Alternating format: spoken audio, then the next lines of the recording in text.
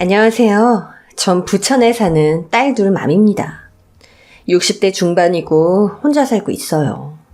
사별은 아니고 10수년 전 남편과 이혼을 했죠. 이혼까지 참 파란만장했는데 후회는 없어요. 남의 눈에 눈물 나게 하면 자기 눈에 피눈물 난다는 말이 있잖아요. 억울한 일 끝에 누가 웃게 되는지 제가 겪은 바가 있어서 그 얘기를 해보려 합니다. 가난해도 행복한 집이 있잖아요. 전 그런 집에서 컸어요.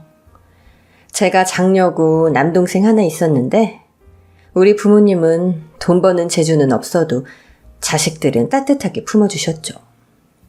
그래서인지 낡은 운동화 하나로 몇 계절을 버텨도 자존심이 상하거나 그러지 않았어요. 친구들이 차별받고 컸다, 부모한테 상처받았다고 하면 솔직히 이해가 잘 안 되더라고요. 어떤 면에서 순진했던 것 같아요. 다 우리 부모님 같겠거니 생각한 거죠. 독한 부모 밑에서 자랐다면 잡초처럼 강하게 컸을까요? 분통이 터질 때면 그런 생각도 들었지만 내 자식들 키우면서 확실히 알게 됐습니다. 자식을 차별하면 뒤끝이 결코 좋지 않다는 것을요. 전 결혼해서 딸 둘을 연년생으로 낳았어요. 어려서부터 둘 다 똑똑하고 너무 예뻤죠. 힘든 결혼 생활을 버틸 수 있었던 것도 아이들 덕분이었어요. 쪼들리는 형편에 양배추로 김치를 담가줘도 얼마나 잘 먹는지 정말 소소하게 행복한 일들이 많았습니다. 그러나 경제적인 어려움은 늘 절 힘들게 했죠. 남편이 잘 다니던 회사를 나와 사업을 한다고 했을 땐 몰랐어요. 사업 체질이 따로 있다는 것도, 어려움을 견딜 만큼 강단이 있어야 한다는 것도요. 남편은 제가 큰애를 낳자마자 회사를 나와서 사업을 시작했어요. 결혼하고 딱 1년 만이었죠. 원래는 안정적인 대기업에 다녔는데 못 버티고 나오더라고요. 상사랑 대판 싸우고 제 발로 걸어 나온 거였어요. 하지만 사업이 그리 쉬운가요? 어느 날부턴 저한테 생활비도 주지 못하게 됐고 그 상황이 쭉 이어졌죠. 전 아르바이트를 2-3개씩 하면서 애들을 키웠습니다. 당시 사정을 아는 친구나 이웃은 고생 많다고 격려를 해줬는데 시댁에서 전 구박덩어리였어요. 이혼하기 전 시댁이랑 먼저 인연을 끊었는데 그때까지 전 아들도 못 낳는 쓸모없는 며느리였어요. 겪어보지 않으면 모른다는 말 있잖아요. 친정에선 생전 받지 못한 대접이라 처음엔 너무 당황스러웠어요. 아들을 낳지 않았다는 게 구박받을 일이라는 걸 쉽게 받아들일 수 없었습니다. 남편을 만난 건 어떤 모임에서였어요. 누구 대타로 나간 자리였는데 남편은 거기서 제일 숫기없고 말없는 남자였죠. 꽂아 놓은 보릿자루처럼 앉아있어서 보는 저까지 불편하더라고요. 사실 저도 그 자리가 편하진 않았어요. 다들 2차 갈 때 빠진 사람은 남편과 저뿐이었죠. 우린 같은 방향의 지하철을 타게 됐고 나중에 차나 한잔 하자는 약속을 하게 됐어요. 전 빈말로 알았다고 했는데 남편이 진짜 연락을 해왔더라고요. 남편은 공대 나와서 대기업을 다니고 있었고 어딜 봐도 무난했어요. 저 역시 평범한 대학 나와 회사를 다니고 있었고요. 만나다 사귀고 결혼까지 하게 됐는데 연애할 땐 몰랐습니다. 사귈 때 장점이었던 것도 결혼하면 단점으로 바뀔 수 있다는 것을요. 좋은 게 좋은 거라는 마인드가 책임 회피로 바뀌는 건 한순간이더라고요. 시어머니는 철저하게 장남이 최고고 아들이 최고인 분이셨어요. 물론 결혼 전에 눈치채지 못했습니다. 세상 교양 있게 행동하셨으니까요. 형님도 마냥 선한 사람처럼 보였어요. 그런데 둘 다 말하자면 연기를 한 거였어요. 못 모르고 결혼해서 딸들을 연년생으로 낳고 전 지옥을 경험하게 됐습니다. 남편은 형제 중 막내였고 아주버님은 결혼해서 아들 둘이 있었어요. 큰애를 임신했을 때 가족 모임이 있었는데 그때 어머님이 이런 말씀을 하셨죠. 육아용품은 다 파란색으로 준비해라. 우리 집은 아들만 낳게 되어 있어. 집안 유전자가 그렇다. 그러니까 딸 것은 쳐다보지도 말고 다 아들용으로 준비해. 네? 아직 뱃속 아기가 딸인지 아들인지도 모르는데 파란색으로 준비하라고요? 그래. 아니 내가 태몽도 꿨는데 딱 아들이야. 걱정할 거 없다. 웃으면서 말씀하시는데 좀 오싹하달까. 기분이 좋지 않았어요. 아들이니까 걱정할 거 없다는 말이 계속 거슬렸죠. 그때도 심각성을 잘 몰랐던 것 같아요. 그리고 우리 큰딸을 낳았는데 이상한 게 한두 가지가 아니었습니다. 시어머니는 아기 보러 병원에 오시지도 않았고 통화를 해도 반가워하지 않으셨어요. 게다가 출산한 지 일주일도 안 됐을 때 둘째 얘기부터 꺼내셨죠. 둘째는 언제 낳을 거니? 너 이번엔 대충 낳지 말고 준비 단단히 해서 낳거라. 준비요? 어머니, 저 출산한 지 일주일도 안 됐는데. 아이, 그러니까 미리미리 준비하라는 거 아니야. 내가 재영이한테도 단단히 일러뒀다. 아들 낳는 법 내가 차근차근 알려줄 때까지 어영부영 둘째 낳을 생각 하지도 말어. 그럼 끊는다.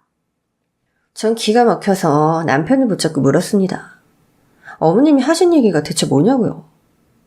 남편은 얘기를 피하기만 하더니 나중에 한마디 하더라고요. 아, 엄마 원래 아들 좋아하잖아. 아, 그냥 흘려들어. 나도 대충 대답만 했어. 그래도 그렇지. 우리 첫 출산이고 아기가 이렇게 예쁜데 축하한다는 말 한마디 없이 너무하신 거 아니야? 우신다는 말도 없으시고. 기가 막히고 서운했죠. 딸이고 아들이고 생명은 다 소중한데 더구나 남편과 제가 낳은 첫 아이인데 이렇게 축하가 없을 수 있나 황당하고 서운했어요. 친정 부모님과 남동생, 제 친구들까지 축하해주고 작게나마 선물도 보내주고 했는데 시댁에선 아무 소식도 없었죠. 형님과 아주버님도 마찬가지였고요. 나중에 상품권을 5만 원인가 보내셨는데 그게 다였어요. 서운했지만 그냥 넘어갔습니다. 애기 보는 것도 너무 정신이 없었거든요. 그때가 남편이 저 몰래 퇴사를 한 시기였어요. 딸 미애는 누워서 방긋방긋 웃는데 남편은 혼자 얼굴도 어둡고 말도 별로 없었죠. 혼자 방에 들어가 있는 시간도 많았고요. 저도 아기 낳고 힘든데 집엔 냉기만 돌았어요. 참다 한 번은 크게 싸우게 됐죠. 당신 정말 이래도 돼? 나 진짜 서운해. 말 시켜도 대답도 안 하고 웃지도 않고. 나 지금 산후조리 중이야. 우리 딸 나 혼자 만들었어? 어쩜 이렇게 무심할 수가 있어? 연경아, 잘 들어. 나 사실 회사 나왔어. 사업 준비 중이야. 그래서 너랑 아기한테 신경을 많이 못 썼다. 미안하게 생각해. 뭐? 회사를 그만두고 사업을 준비한다고? 당신 경험도 없잖아. 아니, 나한테 상의 한마디 없이 어떻게 이럴 수 있어? 아기도 태어났는데. 아, 성 부장이랑 대판했어. 아, 그 자식이 영 재수없게 굴잖아. 그뿐인 줄 알아? 동료들이랑 사이도 안 좋고 치사하고 더러워서 내가 다닐 수가 있어야지. 이미 다 끝난 일이야. 넌 걱정 말고 애기나 봐. 다 내가 알아서 할게. 경험도 없는 사람이 덜컥 사업을 한다니 걱정부터 앞섰어요. 그렇지만 시어머니 반응은 달랐죠. 사내 대장부가 자기 사업도 해봐야 되지 않겠냐며 엄청 좋아하더라고요. 몇 개월 뒤 남편은 사업을 본격적으로 시작했고 기분이 좋아진 것 같았어요. 집 사려고 모은 돈에 대출까지 받아 회사를 차리더니 대표님 소리를 듣더라고요. 자기는 역시 리더를 하는 게 맞다면서 처음 몇 개월은 신이 나서 일하는 게 보였습니다. 저도 조금은 마음을 놓을 수 있었어요. 생전 그런 얘기 없더니 제주도로 여행을 가자고 했고 거기서 둘째를 갖게 됐죠. 설마 했는데 임신 테스트기에 2줄이 뜬 걸 보고 저도 많이 놀랐어요. 여보, 나 임신했어. 이거 봐, 2줄 맞지? 당신도 보이지? 이게 왜 이렇게 됐지? 왜 이렇게 되긴. 우리 제주도 갔을 때 생긴 것 같은데. 우리 미애도 아직 애기인데 벌써 동생 보게 생겼네. 기분이 얼떨떨하긴 하다. 그나저나 어머니한테는 어떻게 말씀드리지? 그냥 말씀드리지 말자. 괜히 벌쩍 건드리지 말고 가만히 있는 게 나을 것 같아. 엄마 한번 열받으면 나한테도 전화 100통 거는 거 알지? 그냥 나중에 알려드리자. 계획이 없었기 때문에 놀라기도 했고 시어머니를 생각하면 마음이 무거웠어요. 둘째도 아들 타령할 게 분명했기 때문에 남편과 전 임신 사실도 알리지 않았죠. 남편은 사업하느라 정신이 없어서 유야무야 넘어간 것도 있었고요. 그러다 배가 불러올 때쯤 시어머니는 제 임신 사실을 알게 됐고 불같이 화를 내셨습니다. 내가 뭘 했냐? 둘째는 대충 낳지 말고 미리미리 준비해서 잘 낳으라고 했잖아. 아들 낳는 방법이 따로 있는데 그거 하나도 못 써먹고. 아휴, 이 노릇을 어떻게 하면 좋아. 너 또 딸 낳으면 어떻게 할래? 응? 채영이 대 끊어지면 어떻게 할 거야? 왜 그런 말씀을 하세요? 딸이면 어떻고 아들이면 어때요? 소중한 생명 예쁘게 키우면 되죠. 어머님 그런 말씀 하실까봐 제가 연락 안 드린 거예요. 이게 그렇게 화내실 일이에요? 정말 이해가 안 되네요. 너나 이해가 안 되지. 딸내미 둘이나 낳아서 뭐하게. 아이고 답답해. 너 이렇게 대책 없는 애였냐? 너 시애미를 무시하는 거야 뭐야? 아휴 폭장 터져 죽겠네.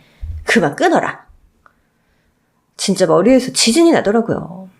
스트레스가 엄청났지만 뱃속 아이를 생각해서 가급적 어머니와는 연락하지 않고 지냈어요. 그렇게 낳게 된 둘째는 딸이었고 전 정말 기뻤지만 뒷일이 걱정되긴 했습니다. 그래도 세상에 나온 생명이고 이렇게 예쁜데 더 험한 말씀을 하실까 싶었어요. 그때까지도 전 어리달까 순진했던 것 같아요. 둘째도 딸이라는 게 알려지고 본격적으로 전 시댁에서 천덕꾸러기, 구박덩어리 신세가 됐죠. 명절이나 생신이라고 찾아가면 모멸감만 잔뜩 안고 돌아올 뿐이었어요. 주방일도 몽땅 제 차지였고요. 어머님과 형님, 아주버님과 시조카들은 거실에서 편하게 명절을 즐겼지만 전 아니었습니다. 부엌에서 애 보랴 음식하랴 정신이 없었어요. 그 와중에도 시어머니의 막말은 계속됐죠. 얘, 이번엔 천을 좀 많이 붙이자. 너 남아도는 힘줬다 뭐 할래? 아들 하나 못 낳고 기집애들만 줄줄이 낳아놓고서는 참 얼굴도 두껍다. 나 같으면 미안해서 집에 콕 박혀 있겠구만. 고개 바짝 들고 잘도 오는구나. 뭘 그렇게 잘해서? 어머니, 말씀이 너무 지나치시네요. 잘못한 거 많으니까 그럼 전 가볼게요. 아이고 저 말 안에 꼬라지 하고는. 기분이 확 상해서 딸들 데리고 나가려고 하면 형님이 절 붙잡았어요. 동서 왜 그래? 이렇게 가면 어떡해? 언니 모처럼 다 같이 모였는데 왜 그러세요? 전도 부치고 탕국도 끓이고 해야죠. 들어와 동서. 저기 장봐놓은 거 있지? 얼른 재료 다듬고 손질해. 난 근처에 약속 좀 있어서 나가봐야 되거든? 그럼 부탁해. 어머니 저 다녀올게요. 저녁 때 나올 것 같아요. 그래 다녀와라. 여기 하나도 신경 쓰지 말고. 너도 바람 좀 쐬어야지. 실컷 놀다가 늦게 들어와라. 형님도 아들 낳은 유세가 대단했어요. 어머님이 대놓고 절 구박했다면 형님은 어머님을 뒤에서 조종했죠. 다 알고 있었지만 꾹 참고 그냥 일만 했어요. 제가 자존심이 없어서 명절 생신 때마다 갔던 건 아니었습니다. 저야 구박당하는 신세지만 애들한텐 할머니고 큰엄마 큰아빠인데 그 인연까지 끊을 필요는 없다고 생각했어요. 남편도 저한테 늘 이렇게 말했죠. 어머니 말 흘려들으면 아무 문제 안 된다. 너만 참으면 집안이 평화롭다. 그렇게 가스라이팅을 하면서 저랑 애들을 시댁에 끌고 갔어요. 마음 다잡고 할 도리만 하자고 하고 가도 시어머니의 막말을 들으면 속에서 천불이 솟았죠. 말도 안 되는 트집 잡기, 아내도 내리 일거리 만들기가 시어머니의 주특기였어요. 예, 이걸 넌 잡채라고 했니? 아이고, 채소가 골고루 들어가야 맛있지. 버섯을 왜 이렇게 많이 넣었어? 하나를 보면 열을 한다고. 내 말도 안 듣고 기집애를 둘이나 낳더니 음식하는 것도 좀 봐라. 지멋대로 마음 내키는 대로 하니까 맛이 제대로 나겠니? 애들도 맛없다고 안 먹잖아. 다 버리고 다시 해라. 어머니가 아까 버섯 좀 많이 넣으라고 하셨잖아요. 아니, 버리긴 이걸 왜 버려요? 형님 애들만 안 먹지 저희 애들은 잘만 먹잖아요. 아까우니까 이건 제가 집에 가져갈게요. 그리고 애들 앞에서 자꾸 기집애 소리 하실 거예요? 그게 뭐 어때서? 별 트집을 다 잡네. 그럼 잡채는 됐고 소불고기 좀 재워놔. 현재 현생이 갈 때 싸주게. 불고기는 저희 미애랑 미진도 좋아해요. 저희 것까지 넉넉히 할게요. 기집애들이 고기는 먹어서 뭐해? 어릴 때 세모 이만큼 먹더니 이번에 보니까 엄청 먹더라. 그 먹성을 어떻게 당해? 우리 손자들 먹을 것도 없는데? 어머니 정말 너무하시네요. 아니 이젠 하다하다 음식 가지고 차별을 하세요? 미애 미진이도 어머니 손녀예요. 남한테도 이렇게는 못하겠어요. 나 너무한 거 이제 알았니? 소불고기 이리 줘. 내가 재우게. 네가 한 거 맛대가리도 없더라. 내가 현재 현승이 입맛에 맞게 재워서 다시 줘야겠다. 저리 비켜. 더는 못 참겠네요. 저 더는 못 해먹겠어요. 저 이만 가볼게요. 어머님도 더는 우리 애들 볼 생각도 하지 마세요. 미애야, 미진아, 가자. 그날 전 꼭지가 돌아서 애들을 데리고 밖으로 나왔어요. 음식 가지고 차별을 하는데 진짜 미치겠더라고요. 하염없이 눈물이 흘렀습니다. 그걸 보고 애들이 제 눈물을 닦아줬어요. 엄마 울지 말라고, 할머니 못됐다고, 엄마 울려서 싫다고 하는데 정신이 번쩍 들더라고요. 할머니 싫어? 엄마랑 할머니 그러는 거 너희도 다 봤어? 그랬더니 애들이 고개를 끄덕이면서 슬픈 표정을 짓더라고요. 내가 호랑이 속을에 애들을 데려갔구나 싶어서 너무 미안했죠. 그 일을 계기로 앞으로는 절대 애들을 그 집에 데려가지 않겠다 마음먹었어요. 남편은 제 얘기를 듣더니 대번에 안 된다고 하더라고요. 전 또 한 번 눈이 뒤집혔죠. 늘 문제를 피하기만 하고 저한테 참기만 하라는 남편을 더 이상 견디기 힘들었어요. 당신 너무 무책임한 거 아니야? 왜 나만 당하고 있어야 돼? 어머니가 나한테 주는 모욕, 막말 왜 못 막아주는데? 난 그렇다 쳐. 우리 딸들까지 음식 갖고 차별받는데 당신은 분하지도 않아? 내가 막말했어? 왜 나한테 뭐라 그래? 그리고 엄마가 진짜 나쁜 감정으로 그랬겠냐? 넌 그거 하나 이해를 못해? 당신이 제대로 방어만 해줬어도 나 이렇게 속상하진 않을 거야. 형님도 똑같아. 우리 애들 자기 아들들이랑 같이 밥도 못 먹게 해. 우리가 무슨 노비야? 자기들이 양반이고? 다 같은 자식인데 왜 이렇게 차별을 해? 나 더 이상 못 참아. 애들 이제 안 데려갈 거니까 그런 줄 알아. 괜히 시끄럽게 분란 만들지 말고 하던 대로 해라 그냥. 하루 꾹 참으면 되는 걸 그걸 못 참고 일을 이렇게 크게 만들어? 엄마 화 엄청 났어. 형이랑 형수도 당신 버릇 없다고 난리야. 그럼 내가 잘못했다는 거야? 분위기 네가 망친 건 사실이잖아. 도무지 말이 통하지 않았죠. 억울하고 분했지만 더 싸울 이유가 없었어요. 전 당장 결심한 걸 실행에 옮겼습니다. 명절이나 어머니 생신 때 딸들을 친정에 맡기고 혼자 갔어요. 하지만 전 며느리 노릇에 지쳐버린 상태였고 될 대로 되려는 심정이었습니다. 둘째 너 설거지 마저 하고 커튼 좀 빨아라. 깨끗해 보이는데 꼭 지금 빨 필요 없잖아요. 놔뒀다가 나중에 빨게요. 저도 힘들어요. 이게 어디 말대꾸를 파락파락해? 네가 뭘 잘한 게 있다고 실미를 가르쳐? 건방진 것. 여러 말 필요 없고 커튼 싹 빨아놔라. 현승이 비염이 있어서 먼지 날리면 큰일 나. 난 우리 큰애랑 백화점이랑 목욕탕 다녀올 테니까 저녁도 좀 싹 해놓고. 알겠냐? 어머님 옆에서 형님이 살살 약을 올리더군요. 그러게 동서 셋째 낳을 생각은 없어? 혹시 알아? 셋째는 아들일지. 아들 낳는 게 그렇게 쉬운 일은 아니지만. 아서라. 제 관상이 딱 셋째도 딸이야. 또 낳아봤자 기집애인 걸 뭐하러 손거시게 또 낳아? 둘째가 네 밥만 따라갔어도 좋았을 텐데 멋대로 애를 낳더니 저 모양이구나. 우린 가자. 쟤 보고 있으면 속만 시끄러워. 저 보란듯 팔짱 끼고 가는 형님이랑 시어머니를 보면서 전 울분을 삼켰죠. 그날 커튼은 안 빨았어요. 대신 문 꼭 닫고 간장을 다렸죠. 저녁 때 귀가한 형님이랑 시어머니는 아마 냄새에 진저리를 쳤을 거예요. 혼나도 그렇게라도 해야 분이 풀렸어요. 정말 힘든 나날이었죠. 그렇게 10년이라는 시간이 지났어요. 그해 설날 평생 잊지 못할 일이 벌어졌습니다. 떡국을 끓이는데 친정아버지가 위독하다는 소식을 듣게 됐어요.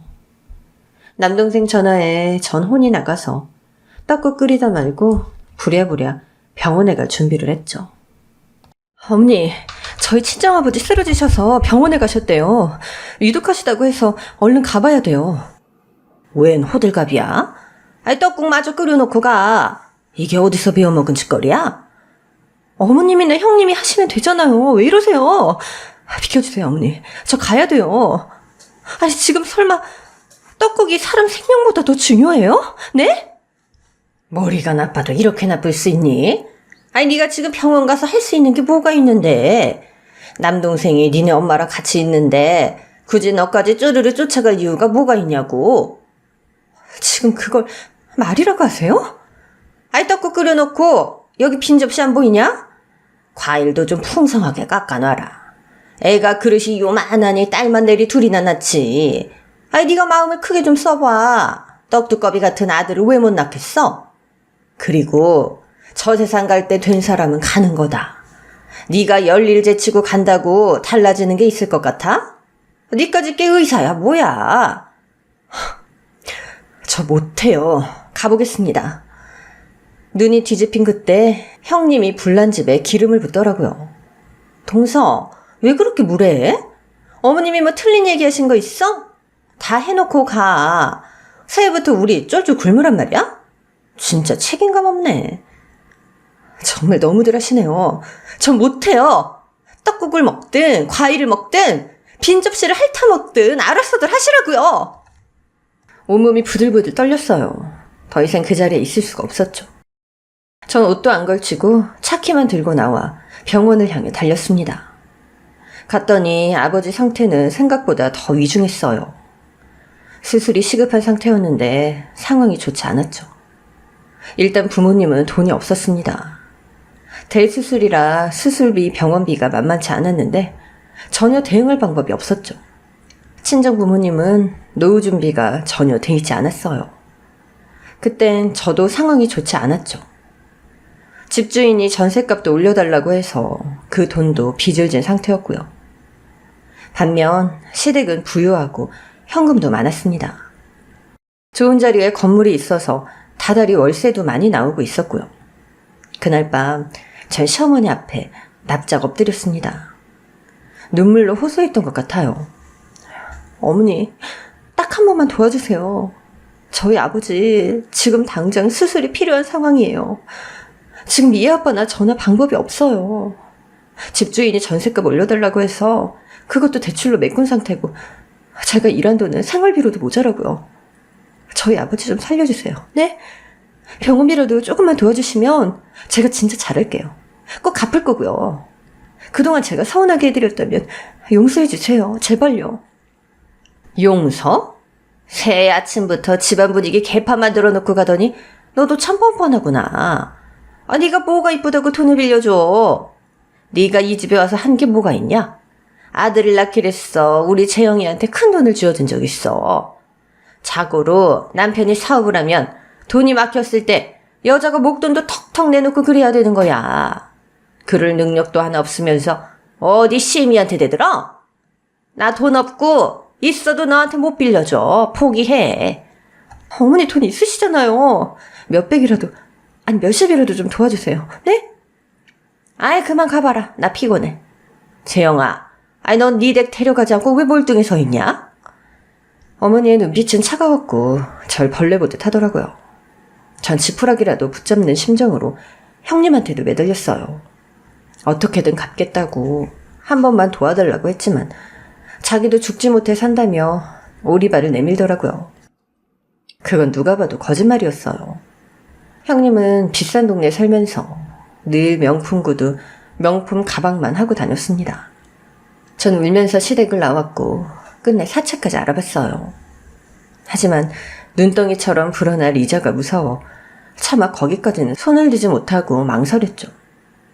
제가 이리저리 돈을 구하러 다니는 동안 아버지는 위독한 상태가 됐고 끝내 돌아가시고 말았습니다. 누나, 빨리 병원으로 와.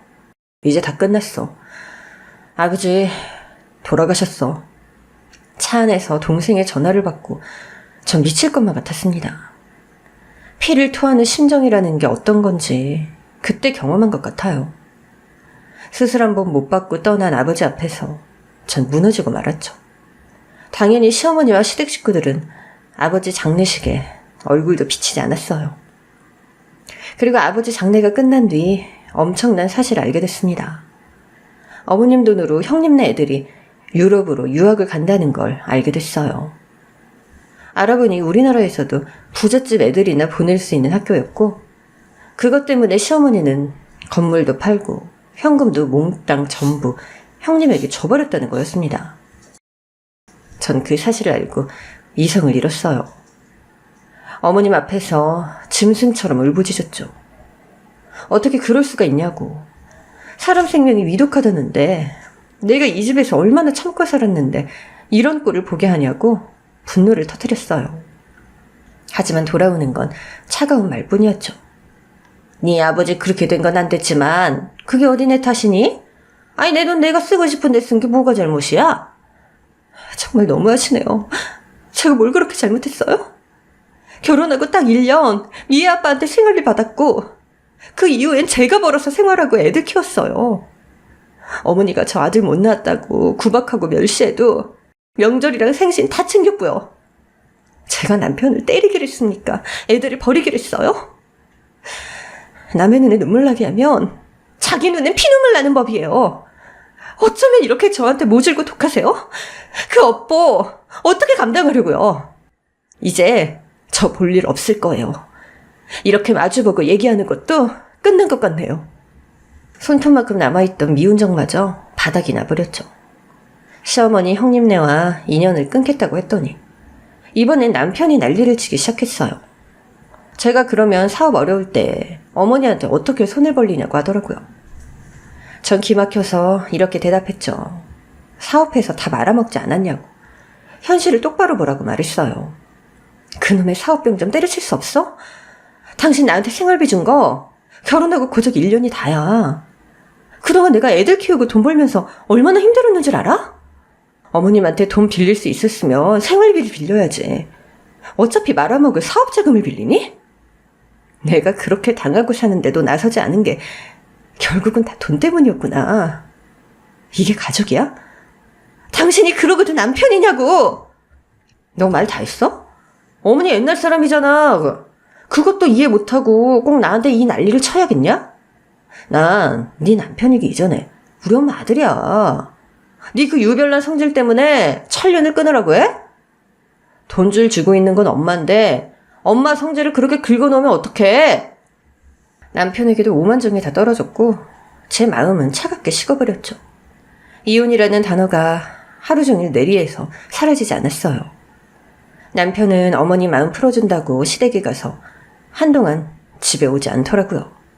오히려 마음이 편했습니다. 그 와중에도 딸들은 나무랄 게 없었어요. 힘든 알바를 끝내고 들어오면 딸들 방에 불이 켜져 있었죠. 공부하는 뒷모습을 보면 힘들어도 열심히 살자고 다짐하게 됐어요. 어떤 날은 씻고 나오면 밥이 차려져 있었고 밥을 먹으면 애들이 어깨도 주물러주고 과일도 입에 넣어주고 그랬습니다.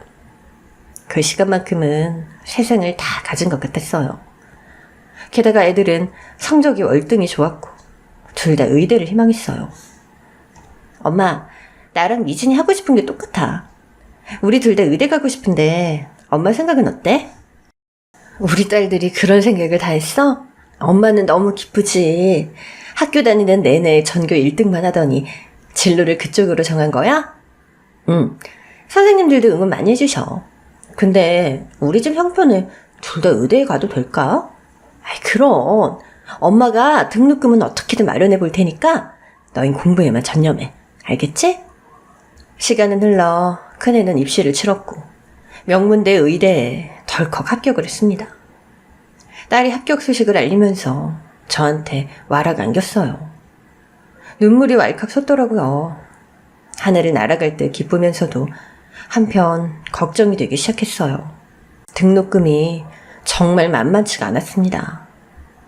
사립의대의 등록금은 형편이 어려운 저희 상황에 감당하기 어려운 정도였어요. 여기저기 돈을 빌려보지만 택도 없이 모자란 상황이었죠. 전 고민이 깊은데 여전히 남편은 관심이 없었어요.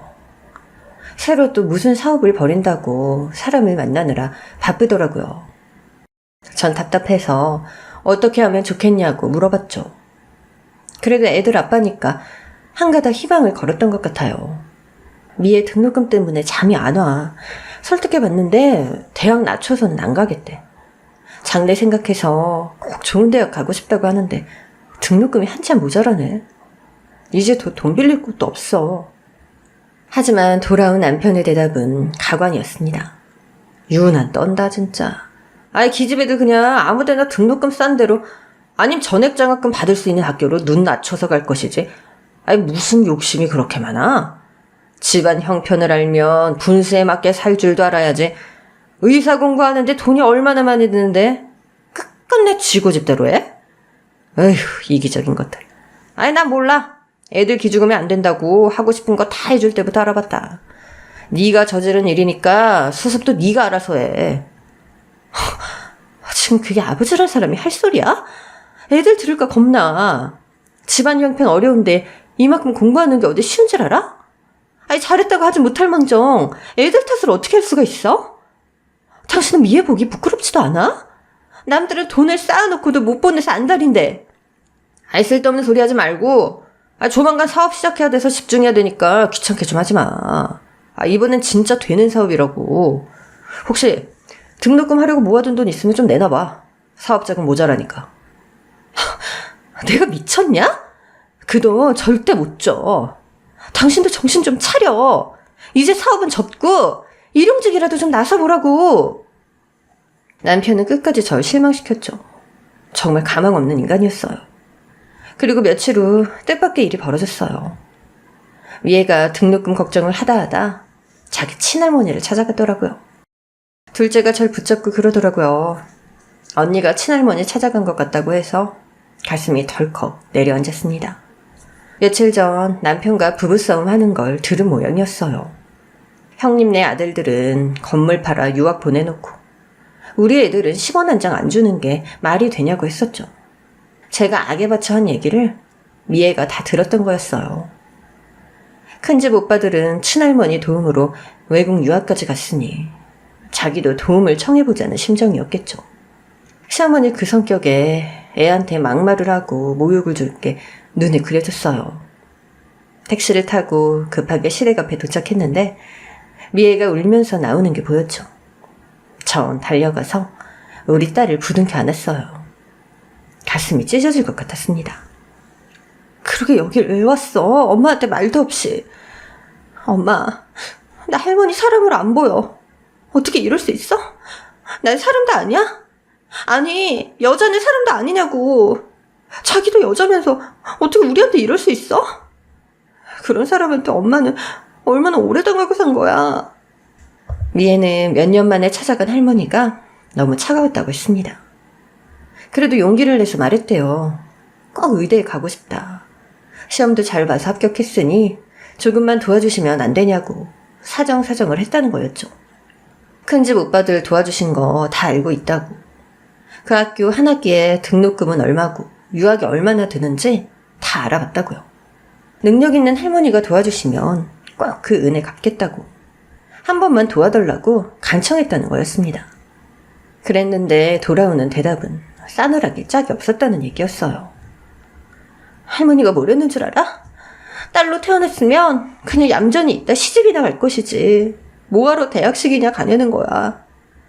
돈이고 시간이고 다 아깝다면서 대학이고 뭐고 다 포기하고 기술 배워 돈 좀 벌다 시집 가래. 쓸데없이 공부 같은 거 많이 해서 남는 것도 없다고. 엄마, 나 내 귀를 의심했어. 엄마가 할머니에 대해 아무 말 안 해서 옛날 기억 희미해졌었는데 이제 다 기억나. 엄마 할머니 집에 다녀오면 다음날 하루 종일 울었잖아. 할머니는 사람이 아니야. 피도 눈물도 없는 마귀라고. 따라온 둘째 미진이도 옆에서 엉엉 울었어요. 애들이 흘리는 눈물을 보고 전 이성을 잃고 말았습니다. 열받아서 당장 시댁으로 갔죠. 가서 현관문을 때려 부술 것처럼 두드렸습니다. 마침 형님도 있더라고요. 얼마나 우리 애들을 씹어댔는지 안 봐도 눈에 훤했습니다. 전 그 둘이 먹고 있던 밥상을 엎어버리고 악을 썼어요. 동서, 교양업계 왜 이래? 방금 교양이라고 했어? 사람 같지도 않은 당신들 사람 대접해준 나한테 뭐? 교양? 딸아들 차별하면서 먹는 것 같고 치사하게 굴고 돈 좀 있다고 없는 사람 무시하는 당신들은 얼마나 교양이 있는 건데 하늘이 무섭지도 않냐? 어떻게 이래? 나랑 애들한테 어떻게 한결같이 그렇게 모질 수가 있어? 두고 봐. 당신들 절대 용서 안 해. 착한 사람 마음에 피멍들게 하고 우리 애들 저렇게 상처 주고 둘 다 천벌 받을 거라고. 저거 말하는 것 좀 봐라. 큰애야. 아이 당장 경찰에 신고나 해라. 아니 정신병원에 넣어야 되나? 아이 쟤 눈 좀 봐. 완전히 돌았잖아. 그래 나 돌았다. 당신들이 나 돌게 했잖아. 어쩔 건데? 전 눈에 보이는 대로 닥치는 대로 부수고 내던졌죠. 그때였어요. 남편이 뛰어오더니 절 뒤에서 안고 말렸어요. 왜 이래? 나 말리지 마. 당신들 다 사람 아니야. 내 팔자가 더러워서 당신들이랑 엮였지만 이젠 아니야. 이 더러운 악연 다 끊어낼 거라고. 이 손 안 놔? 여보 미쳤어? 집에 가자. 정신 좀 차리라고. 여기가 어딘 줄 알고 이 난리를 치는 거야. 이거 왜 이래? 당신이랑 결혼한 거 나 뼛속까지 후회해. 무례하고 천박한 당신들 행동 눈 감아주고 봐준 거 뼈저리게 후회가 된다고. 우리 당장 이혼해. 당신은 처음부터 끝까지 야비하고 비겁했어. 내 남편 우리 애들 아빠로 살 자격도 없어. 이혼해. 뭐야? 이게 말이면 단 줄 아나? 어머님과 형님 앞에서 남편은 이성을 잃고 제 얼굴에 손을 올렸고 저 역시 남편 얼굴에 손을 올렸죠. 정말 치욕스럽게 짝이 없는 날이었어요. 이 일로 결국 남편과도 이혼을 하게 됐고 시댁과도 완전히 연을 끊어버렸어요. 전 갈라선 남편한테 마지막으로 이렇게 말했죠. 살기 힘들다고 우리 셋 찾아올 생각 추호하지 마. 나랑 딸들 기억에 당신은 없어. 과거에도 없었고 지금도 마찬가지야. 그동안 살아준 걸 감사하게 생각하고 니네 엄마 집으로 꺼져. 그리고 큰아이는 결국 등록금이 부족해서 입학을 못하게 됐어요. 안타까웠지만 속 깊은 미애는 상황을 이해하고 1년 동안 다시 칼을 갈았죠. 그리고 다음에 더 좋은 대학에 입학을 하게 됐어요. 그 사이 전 이혼의 상처 같은 건 생각할 겨를도 없었습니다. 우리 딸들 등록금 마련을 위해 1년 동안 밤낮 가리지 않고 일을 했어요. 밤잠을 줄이고 일을 해서 돈을 모았고 장학금 제도도 여기저기 알아봐서 무사히 딸을 대학에 보낼 수 있었어요. 연년생인 둘째도 그 해에 같이 의대에 입학을 했죠. 제 사정을 알게 된 성공한 친구가 선뜻 손을 내민 일도 있었어요. 애들 등록금 일정 금액을 계속 도와주겠다고 해서 너무 기쁘고 감사했죠. 저나 딸들이나 이 은혜 잊지 않고 꼭 갚겠다는 결심이 확고했어요. 시댁과 남편과 연을 끊고 나니까 오히려 좋은 일이 생기는 것 같았습니다. 미애 미진이도 각자 의대 공부하면서 애를 많이 썼어요. 바쁜 와중에도 나름대로 용돈 벌 수 있는 일들을 찾아 조금씩 하더라고요. 가끔 외식이라도 하면 애들은 저 챙겨주기 바빴어요. 엄마 많이 드세요. 우린 엄마만 있으면 돼. 엄마가 이렇게 열심히 사는데 우리라고 게으름 피울 수 있겠어? 조금만 기다려줘. 고생 끝 행복 시작인 날이 곧 올 거니까. 우리의 바람은 현실이 됐고 15년 후 제 딸들은 유명 대학병원의 의사가 됐어요. 둘 다 자기 분야에서 인정받고 왕성하게 활동하게 된 거죠. 이렇게 되기까지 우리 셋이 똘똘 뭉쳐 정말 열심히 살았어요. 해마다 등록금을 도와줬던 제 친구 돈도 딸들이 다 갚고 생일 땐 큰 선물도 해주고 있고요. 돌아보면 참 기막힌 세월이었지만 그건 긴 터널일 뿐이었어요. 지금 미애 미진이는 둘이 같은 병원에서 일하고 있습니다. 전 가끔 애들 옷을 챙겨서 병원에 가곤 해요. 그런데 평온한 일상을 보내던 어느 날 15년 전 인연을 끊었던 전 시어머니를 애들 병원에서 우연히 보게 됐습니다. 한눈에 봐도 알 수 있었어요. 과거와 달리 많이 말라 있었고 환자복을 입고 있었죠. 무척 초췌한 모습이었습니다. 그분과 전 거의 동시에 눈이 마주쳤어요. 전 뒷걸음질을 쳤고 시어머니는 절 향해 달려왔어요. 그러더니 제 손을 덥석 잡고는 눈물을 글썽이는 거였습니다. 아이고 둘째야, 여기서 널 보다니 콧만 같구나. 나 아픈 거 알고 찾아온 거야? 아휴, 연락 받았구나. 혼자 있으려니 서럽고 힘들었는데 와줘서 고맙다. 정말 고마워. 순간 온몸에 소름이 쫙 끼쳤어요. 10수년 넘게 안 보고 살았지만 과거의 일들이 고스란히 떠올랐죠. 전 시어머니의 손을 매섭게 뿌리쳤어요. 언제 그렇게 다정한 사이였다고 이러는 건지 황당하게 짝이 없었죠. 뭔 소리야? 왜 남의 손을 잡고 그래요? 아니, 내가 아프다는 얘기 듣고 온 거 아니니? 처음 듣는 얘기예요. 여기 온 건 우리 미애랑 미진이 갈아입으러 주려고 온 거예요. 여기 근무하는 의사라서요. 마주치지 않았으면 좋았을 텐데 제가 운이 없었네요. 제 날선 반응에 시어머니 눈빛이 달라졌어요. 바로 절 깎아내리고 비아냥대기 시작했죠. 아무리 내 앞에서 잘나 보이고 싶어도 그렇지. 아이 그런 새빨간 거짓말을 해? 아이 설마 기집애들이 이런 큰 병원에서 근무하려고? 시애미도 팽개친 천하에 몹쓸 것 같으니라고. 네 주제에 무슨 의사 자식을 둬? 제가 한마디 하려는 순간 누가 제 팔을 잡았어요. 딸들이 제 연락을 받고 같이 2층으로 내려온 거였죠. 엄마, 상대하지 마. 딸들은 저와 시어머니 사이를 가로막았죠. 시어머니는 딸들 흰 가운에 달린 명찰을 보고 깜짝 놀라더라고요. 그러더니 애들 팔을 잡고 늘어졌죠. 아이 미애야, 미진아, 할머니야. 할머니 못 알아보겠어? 딸들은 시어머니 손을 뿌리치더니 절 데리고 자리를 떴습니다. 어떻게 시간이 지나도 똑같냐고. 엄마랑 우리 무시하는 소리 다 들었다면서 기막혀 하더라고요. 애들은 오히려 절 위로했어요. 자기들은 괜찮으니까 앞으로 웬만하면 병원에 오지 말라고도 했죠. 할머니랑 마주치지 말라는 뜻에서요. 그 이후 시어머니가 딸들 번호로 계속 전화를 하기 시작했어요. 하루는 큰애가 집에 와서 자고 있는데 미친 듯이 핸드폰이 울려서 제가 받았습니다. 병원에서 온 건가 싶어 받았는데 시어머니였어요. 왜 자꾸 애들한테 전화하고 괴롭혀요? 다 끝난 인연인데 왜 자꾸 이러냐고요? 둘째야, 아니 너 왜 이렇게 모질어졌니? 내 얘기 좀 들어봐. 예정을 생각해서 전화 끊지 마라. 왜요?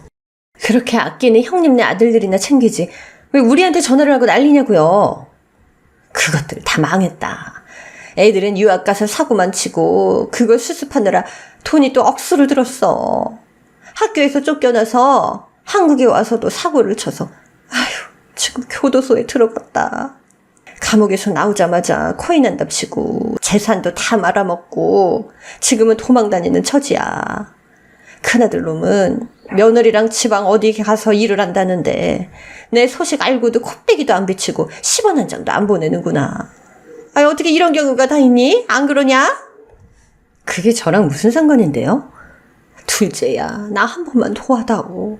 아니 나 수술이 급하게 됐는데 돈이 한 푼도 없어.